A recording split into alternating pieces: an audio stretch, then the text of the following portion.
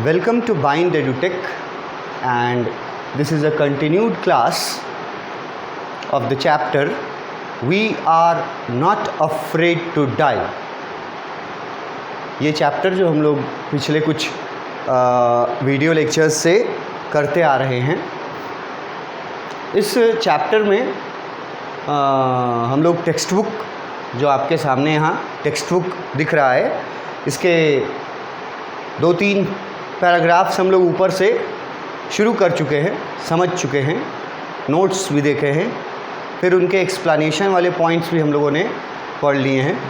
और हमें अभी तक इस चैप्टर के बारे में इतनी जानकारी होनी चाहिए, यहाँ जो हम लोग को पढ़ने वाले हैं उससे पहले आपको इतनी जानकारी होनी चाहिए कि पहले शुरुआत कहाँ से हुआ था टेक्स्ट बुक में इस चैप्टर का। तो वो मंथ और ईयर दिया हुआ था, जिसके बारे में ईयर के बारे में मैंने बोला भी है कि थोड़ा कॉन्ट्राडिक्टरी है, पर अभी इस पर कोई कंक्लूज़न नहीं निकला है, तो आपको वही ईयर याद रखना है फ़िलहाल। तो 1976 है ना, जुलाई 1976 को गॉर्डन कुक अपने फैमिली के साथ निकलते हैं एक वॉयेज पे, ठीक है। और ये वॉयेज वो बहुत पहले से प्रिपेयर कर रहे थे इसके लिए, 16 साल लगा दिए थे उन्होंने। जो बोट बनाया था उसके बारे में हम लोगों ने जाना, एक्सपर्ट्स द्वारा बनाया गया, वेव वॉकर नाम, लंबाई, उसका वज़न। फिर उसमें उन्होंने इंटीरियर डिज़ाइनिंग भी किया था कंफर्टेबल लिविंग के लिए। उसके बाद वो लोग जब निकलते हैं प्लाईमाउथ इंग्लैंड से, तो जो फर्स्ट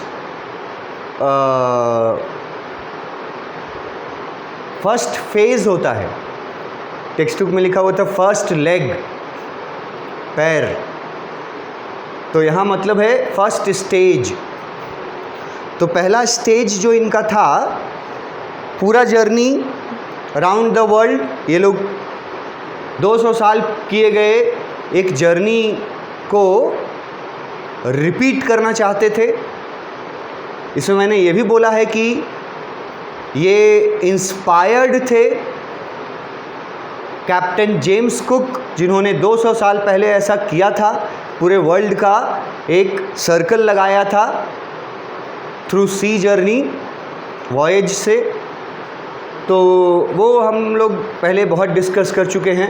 अगर आपके लिए अगर James cook, captain James cook नया नाम लग रहा है, तो आपको प्रीवियस वीडियोस को देखना चाहिए, कैप्टन जेम्स कुक के बारे में पूरा डिस्कशन किए। तो वो लोग इंस्पायर्ड थे कैप्टन जेम्स कुक से, और उसी की तरह वो लोग बोट भी तैयार करते हैं। बोट तैयार करते वक्त भी लिखा हुआ था टेक्स्ट बुक में ही, just like the great explorer famous captain James cook.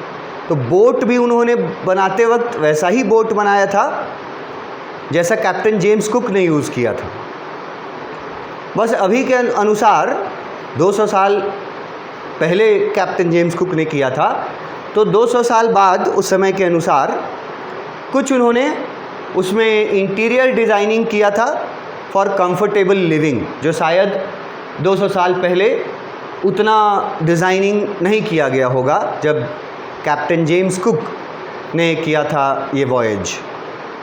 इन्होंने इंटीरियर डिज़ाइनिंग भी करवाया। फर्स्ट स्टेज इन लोगों का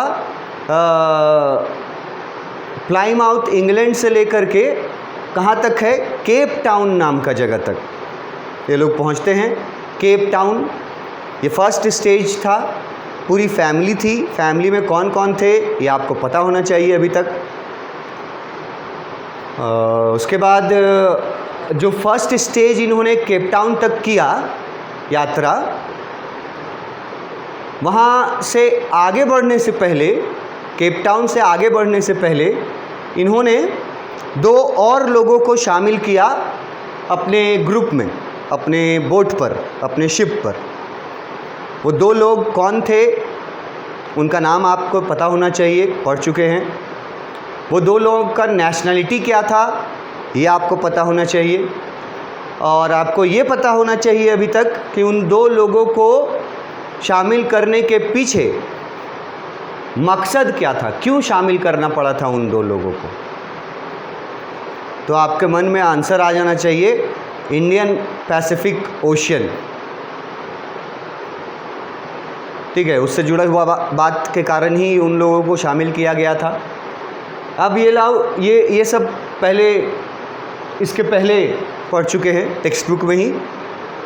और उसके बाद उन्होंने केप टाउन से आगे, ये पैराग्राफ भी हम लोग डिस्कस कर चुके थे पिछले प्रीवियस वीडियो में, कि केप टाउन से वो लोग आगे बढ़े। मैंने आपको ये याद रखने को बोला था कि डायरेक्शन के बारे में याद रखना, कि केप टाउन से उन लोग को किस डायरेक्शन में बढ़ना था। ईस्ट डायरेक्शन में, पूर्व की दिशा की ओर। और ईस्ट डायरेक्शन में बढ़ने के बढ़ते ये तो कौन सा जगह से इनको गुज़रना था, इंडियन पैसिफिक ओशियन के सदर्न पार्ट से। मैंने आपको पिक्स भी दिखाए हैं। इंडियन ओशियन, पैसिफिक ओशियन का southern part, world's roughest seas बोला गया है उसको। तो वहाँ से वो लोग को पार करना था। अब केप टाउन से निकल गए। केप टाउन से निकलने के बाद दूसरे दिन, केप टाउन से निकलने के बाद दूसरे दिन इन लोगों को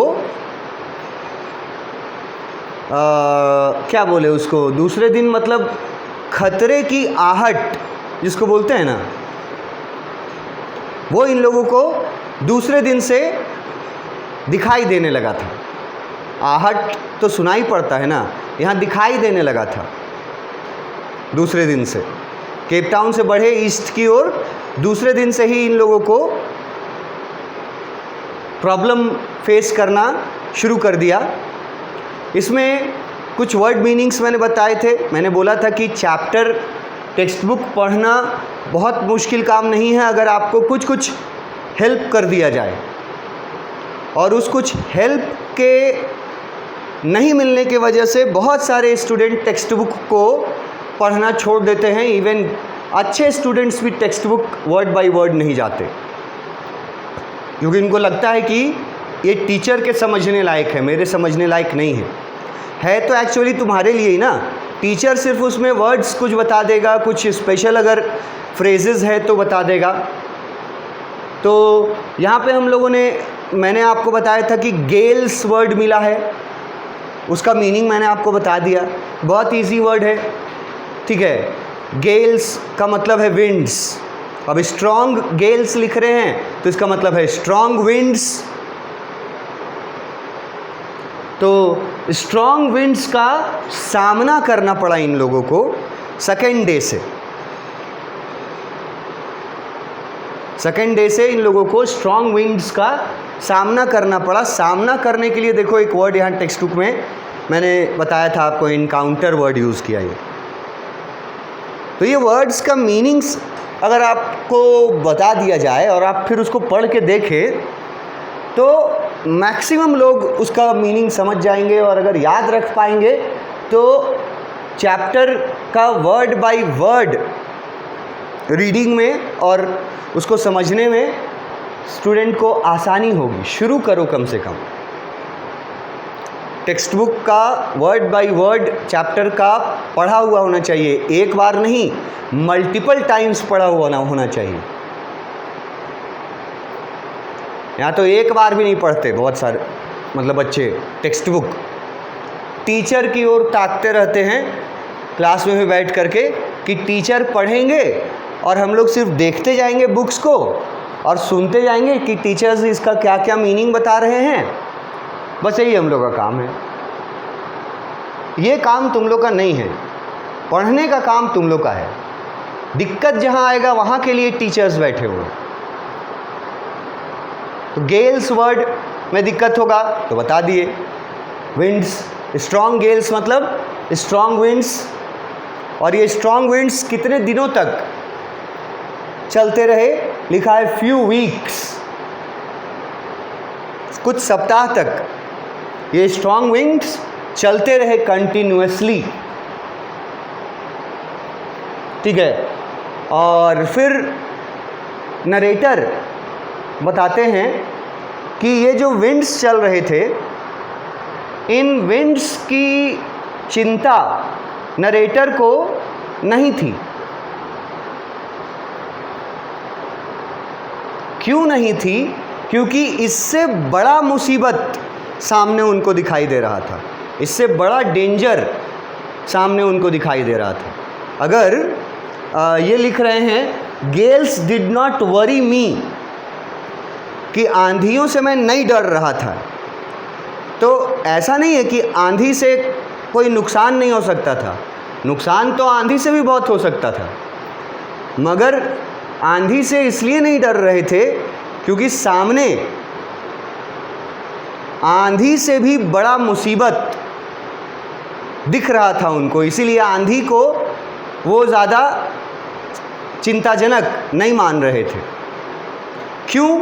सामने क्या बड़ा उससे बड़ा मुसीबत था? तो सामने उससे बड़ा मुसीबत था the size of the waves, size of the waves, समुद्र की लहरों की ऊंचाई। ये उनके लिए अलार्मिंग था। अलार्मिंग वर्ड टेक्स्ट बुक में है, मैंने आपको बताया कि अलार्मिंग मतलब हो गया चिंताजनक या डेंजरस या जानलेवा किसी भी तरह से। तो जो गेल्स थे, जो विंड्स चल रहे थे, फ्यू वीक्स से चल रहे थे, उनकी चिंता कम थी, ज़्यादा चिंता थी कि वाटर वेव्स, जो समुद्री लहरें थी, सी वेव्स, उनकी ऊंचाई चिंता का मुख्य विषय था। उनकी ऊंचाई डेंजरस लग रही थी नरेटर को। कितनी ऊंचाई थी बता दिया गया, 15 मीटर्स, अप टू 15 मीटर्स। और खतरा इस बात का था कि 15 मीटर ऊंचा समुद्री लहर उठ रहा था और इनके जहाज का जो मेन मास्ट था, मेन मास्ट, अब ये मास्ट वर्ड हम आपको दिखाए भी थे प्रीवियस वीडियो में ही, कि किसी बोट में, शिप में एक वर्टिकल पोल होता है, वर्टिकल पोल, ऐसे एकदम सीधा सीधा खंबा, बिजली का खंबा देखो ना, वैसा खंबा। किसी किसी में ये एक होता है पोल, किसी किसी में 2, किसी में 3, किसी में 4, किसी में उससे भी ज़्यादा। तो ये जो पोल्स होते हैं बोट पर, इन्हीं पोल्स को बोला जाता है मास्ट। मैंने आपको इसका पिक भी दिखाया है, 1 मास्ट, 2 मास्ट, 2 से ज़्यादा मास्ट। तो उसमें ना यहाँ पर वर्ड यूज़ कर दिया मेन मास्ट, मतलब ये ऑब्वियस है, लिखा नहीं है, पर अगर आपसे ये पूछा जाए कि वेव वॉकर नाम के शिप पर या बोट पर सिंगल मास्ट था या एक से ज़्यादा मास्ट थे, अगर कोई आपसे ये पूछे, या आप किसी से पूछ के देखिए, अपने आप से पूछ के देखिए, या आपके साथ भी जो लोग पढ़ते हों उनसे पूछ के देखिए, मास्ट का मतलब पहले तो वो सबको ही जानेगा कि जो वर्टिकल खंबा होता है ना, उसी को मास्ट बोलते हैं, पोल को, जो शिप पर होता है। एक शिप पर 1 भी होता है, 2 भी होता है, 2 से ज़्यादा भी होते हैं मास्ट, तो सबका अलग अलग नाम रहता है मास्ट का भी। यहाँ लिखा है कि 15 मीटर की ऊंचाई जो समुद्री लहरों की थी, वो उनके मेन मास्ट जितना ऊंचा था समुद्री लहर। अब अगर मेन मास्ट लिखा है तो इसका ऑब्वियस सा मीनिंग है कि वेव वॉकर पर एक से ज़्यादा मास्ट लगे हुए थे, तभी ना मेन मास्ट लिखा है। मेन वर्ड ही तब आया, खाली मास्ट लिखता ना तो मतलब सिंगल मास्ट था, उस पर सिंगल पोल था, लेकिन मेन मास्ट लिख दिया मतलब और भी मास्ट थे उस पर। ये नहीं बताया गया कि कितने थे, पर अगर ये सोचा जाए या पूछा जाए, जाना जाए कि वेव वॉकर पर एक मास्ट था कि एक से ज़्यादा मास्ट थे, तो आप बोलेंगे एक से ज़्यादा मास्ट थे। कैसे आपको पता चला? यहाँ पता चला जब मेन मास्ट लिखा है वर्ड, मुख्य मास्ट जो था उनका वो 15 मीटर ऊंचा था पोल, और उतना ऊंचा ऊंचा समुद्री लहर वो लोग के सामने था। तो वो समुद्री लहर जो था वो अलार्मिंग बोला गया कि डेंजरस, खतरे का निशान था उसके लिए। इसीलिए विंड की चिंता नरेटर को नहीं थी। ऐसा नहीं है कि विंड नुकसान नहीं पहुंचाता है, खाली कंपेयर किया है कि विंड चल रहा है ना, वो ज़्यादा डेंजरस है कि 15 मीटर ऊंचा लहर जो समुद्री लहर है वो ज़्यादा नुकसानदायक होगा। तो ऑब्वियस समुद्री लहर जो है 15 मीटर का वो ज़्यादा नुकसान पहुंचाएगा आपको, इसीलिए वो ज़्यादा अलार्मिंग था इनके लिए। ये मास्ट वर्ड में ख़त्म हुआ था, मास्ट हम दिखाए भी थे आपको। अब कुछ सप्ताह तक इनका जो वॉयज था वो ऐसे ही चलता रहा। उसके बाद दिसंबर 25 डेट मेंशन किया गया। अब सोचो कि जुलाई से वो चले थे, यहाँ आ गया दिसंबर, तो जुलाई, अगस्त, सितंबर, अक्टूबर, नवंबर, दिसंबर, 6 महीने का समय बीत चुका है उनको निकले हुए घर से, मतलब प्लाईमाउथ इंग्लैंड से स्टार्ट किए हुए 6 महीने का समय बीत चुका है। और 25 दिसंबर का दिन था, क्योंकि आप लोग जानते हैं कि ये इंडियन राइटर्स नहीं हैं, तो ऑब्वियसली ये लोग क्रिश्चियनिटी फॉलो करते हैं, और इसीलिए 25 दिसंबर का जिक्र स्पेशली किया गया है, क्योंकि 25 दिसंबर को क्रिसमस डे मनाते हैं, जो बहुत बड़ा दिन होता है सभी क्रिसमस धर्म के मानने वाले लोगों के लिए। क्रिसमस डे आजकल तो सभी धर्मों के लिए हो गया है, लेकिन मुख्य रूप से तो क्रिश्चियंस के लिए है।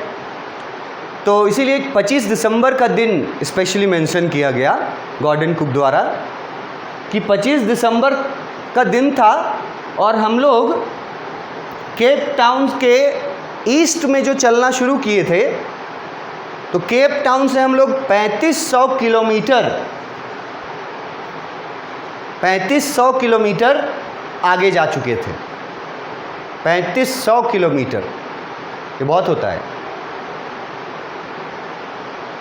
तो वो लोग केप टाउन से 25 दिसंबर का दिन वो लोग केप टाउन से ईस्ट दिशा की ओर 3500 किलोमीटर्स चल चुके थे। फिर लिखा है डिस्पाइट एट्रोसियस वेदर। अब यहाँ देखो एक वर्ड डिफिकल्ट डाल दिया, एट्रोसियस ये वर्ड। तो एट्रोसियस सब कोई नहीं समझ पाएगा, और नॉन इंग्लिश बैकग्राउंड के जो रहेंगे उनके लिए तो और मुश्किल साबित हो जाएगा एट्रोसियस। लेकिन इसका मीनिंग इतना आसान है, एट्रोसियस मतलब बैड, वेरी बैड भी लिख सकते हो, बैड लिख सकते हो, खराब। तो खराब वेदर मतलब क्या हो गया? खराब मौसम। अब खराब मौसम को टेक्स्ट बुक में एक वर्ड डाल के डिफ़िकल्ट कर दिया, एट्रोसियस। क्यों?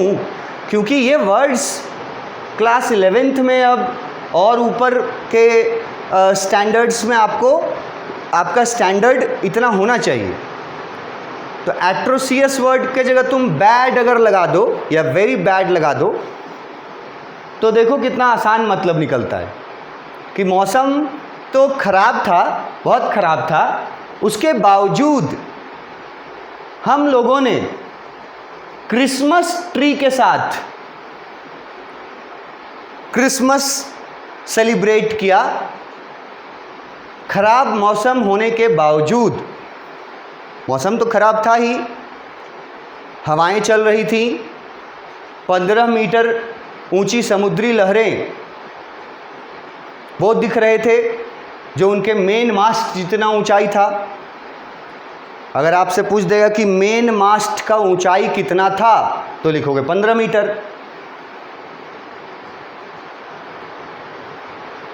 तो वो लोग क्रिसमस मनाए, खराब वेदर होने के बावजूद उन लोगों ने क्रिसमस ट्री के साथ, एक क्रिसमस ट्री वो लोग पहले से अरेंज करके रखे हुए थे, क्योंकि वो लोग तो 3 साल के जर्नी पे गए थे। हो सकता है 3 क्रिसमस ट्रीज ले गए हों, 3 बार क्रिसमस आएगा ना 3 साल में। 3 ईयर जर्नी था और किलोमीटर्स में भी बताया हुआ था कितना किलोमीटर का टोटल जर्नी था उनका। अब ये आपको पता होना चाहिए, इससे पहले ही पढ़ चुके हैं ये सब। नहीं पता है अगर तो भाई पीछे से मतलब प्रीवियस वीडियोस जो हैं वो देखना शुरू करो, तब पता चलेगा। तो ये लोग क्रिसमस 25 दिसंबर को क्रिसमस इन लोगों ने मनाया क्रिसमस ट्री के साथ। हालांकि वेदर ख़राब था फिर भी इन्होंने क्रिसमस मनाया, सेलिब्रेट किया विथ अ क्रिसमस ट्री। और ये इन्होंने किया केप टाउन से ईस्ट दिशा की ओर 3500 किलोमीटर ये लोग आगे बढ़ चुके थे। क्रिसमस भी मनाया इन लोगों ने क्रिसमस ट्री के साथ। New Year's Day saw no improvement in the weather. नया साल जो शुरू हुआ उसमें नया साल में भी वेदर में, मौसम में कोई इम्प्रूवमेंट नहीं दिखा। इसमें कोई वर्ड मीनिंग जानने लायक नहीं है, इसलिए मैं बोलता हूँ कि टेक्स्ट को पढ़ो। टीचर्स पढ़ पढ़ के बताने के लिए नहीं हैं, टीचर्स आप जहाँ फंसेंगे वहाँ समझाने के लिए हैं, आपको वहाँ से निकालने के लिए हैं। तो आप अगर एट्रोसियस में फंसोगे तो वहाँ से निकाल लेंगे आपको बता के, ठीक है। वैसे ही आपको पढ़ना ज़रूरी है। लिखा हुआ है कि नए साल में भी, अब 25 दिसंबर उन्होंने मनाया कहाँ? केप टाउन से 3500 किलोमीटर ईस्ट दिशा की ओर, और ईस्ट दिशा की ओर वो बढ़ रहे थे। तो उनको ही मालूम था कि हम लोग सबसे खतरनाक, वर्ल्ड के सबसे खतरनाक सीज के तरफ जा रहे हैं, और वो है इंडियन पैसिफिक ओशियन का सदर्न पार्ट। तो नया साल आया, फिर क्रिसमस के बाद नया साल का भी शुरुआत हुआ, मगर मौसम में कोई इम्प्रूवमेंट नहीं दिखा, ठीक है। But we reasoned that it had to change soon. अब देखो यहाँ रीजन्ड वर्ड जो है इसका थोड़ा टिपिकल मतलब है। अगर आप रीज़न वर्ड जानते होंगे बहुत सारे, कारण है ना, कारण, लेकिन यहाँ नहीं है रीज़न का मतलब कारण। यहाँ के लिए टीचर्स होते हैं कि यहाँ रीज़न्ड वर्ड का मतलब है दो वर्ड इंग्लिश में आपको दे सकता हूँ आसान वर्ड्स। एक थॉट, जो थिंक वर्ड से बना, थिंक सोचना, थॉट। और रीज़न्ड का दूसरा मतलब हम आपको देंगे आसान में होप्ड, HOPED। थॉट मतलब सोचा, और होप्ड मतलब उम्मीद कर रहे थे, आशा कर रहे थे। तो ये होप वाला वर्ड भी ज़्यादा सूटेबल बैठता है इसके जगह पर, रीजन्ड के जगह पर। तो नया साल में कोई इम्प्रूवमेंट हुआ नहीं वेदर में, मगर ये लोग उम्मीद कर रहे थे, होप है यहाँ मतलब उम्मीद कर रहे थे कि मौसम बदलेगा।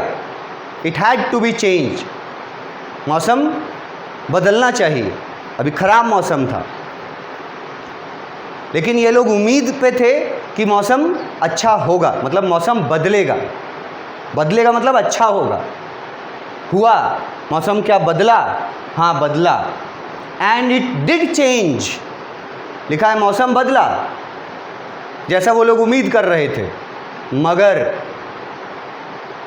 Verse, for the verse. अब ये वर्स वर्ड का मतलब आपको पता होना चाहिए कि मौसम बदला ज़रूर, लेकिन अच्छा होने के बजाय और ख़राब हो गया। पहले जिस तरह से ख़राब था उसके मुकाबले और ज़्यादा ख़राब हो जाने को वर्स वर्ड लिखते हैं। तो 25 दिसंबर मना लिया इन लोगों ने, है ना, ख़राब मौसम के होने के बावजूद मना लिया क्रिसमस ट्री के साथ। उसके बाद नया साल में भी ख़राब मौसम में कोई बदलाव नहीं हुआ, ठीक है। और ये लोग उम्मीद कर रहे थे कि मौसम बदलेगा, मौसम बदला मगर अच्छा होने के जगह और ख़राब हो गया। It change for the worse, और ख़राब होता चला गया मौसम। तो यहाँ टेक्स्ट बुक का ये पार्ट हम लोग पढ़े हैं, नेक्स्ट क्लास में इसके आगे देखेंगे। Thank you.